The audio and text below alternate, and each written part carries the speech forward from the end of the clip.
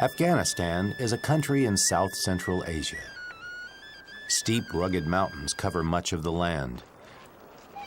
It is an arid and inhospitable place. But Afghanistan's location on a strategic land route between India, Iran, and Central Asia has attracted traders and conquerors throughout its long history. The armies of Alexander the Great and Genghis Khan were followed in modern times by those of the British and the Soviets.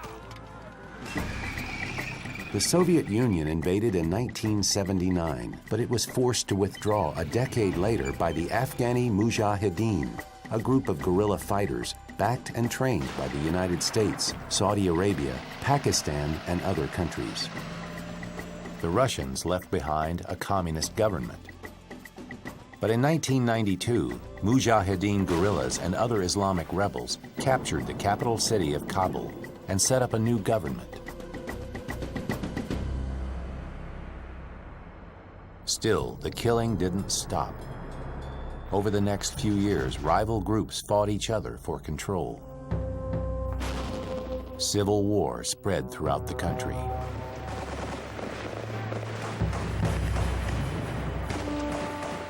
And a new group arose called the Taliban, a name that means religious student. The Taliban consisted of devout Islamic guerrilla fighters and refugees returning from Pakistan. Many had studied at the madrasas or religious schools on the Pakistani border. Angry that the Mujahideen had failed to fully enforce Islamic law, the Taliban's leaders declared a jihad, a holy struggle against the Mujahideen. By early 1995, the Taliban had seized power in the city of Kandahar in southeastern Afghanistan. The Taliban had been welcomed there because they replaced chaos and corruption with order. Allah Akbar.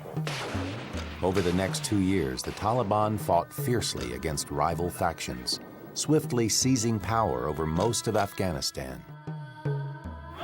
Taliban leaders claimed that their aim was to set up a strictly Islamic state, unlike any other in the Muslim world. They followed an extreme interpretation of the Quran, Islamic law, and Afghan tribal laws and customs. In Islam, there are a great respect for men and women, for the neighbors, for the non-Muslims, for the properties, and there are rules and regulations in Islam, even how to eat, how to sleep, how to walk, and how to talk with the people. The Taliban violently opposed Western influences. Television sets were strung up on posts at the city gates. Chess, football, even kite flying were banned. And women were allowed outside only when wearing traditional full-length burqas. Movie theaters were closed and music was forbidden. Taliban officials ripped out offensive cassette tapes.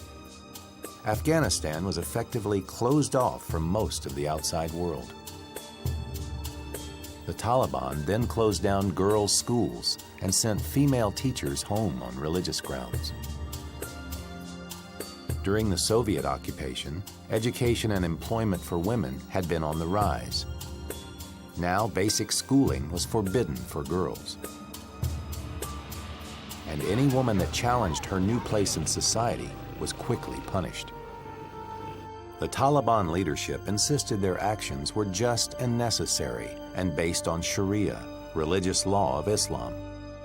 But a growing number of Muslims in Afghanistan, both women and men, disagreed with the Taliban's harsh interpretation of Islam. I felt that I have no words in this society. I cannot do anything for this society, and this society cannot do anything for me. They cannot accept me as a human being. The Taliban was finally removed from power by a US-led military coalition after the Taliban leadership was linked to the terrorist attacks of September 11, 2001. A transitional government was set up. It included women and it made plans for a new constitution and free elections.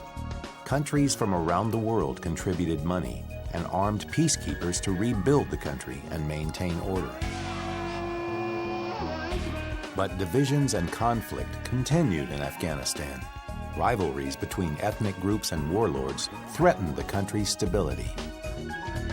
And the Taliban, having retreated to the mountains, continued to direct guerrilla raids against foreign peacekeepers and planned for the day when they might return to power.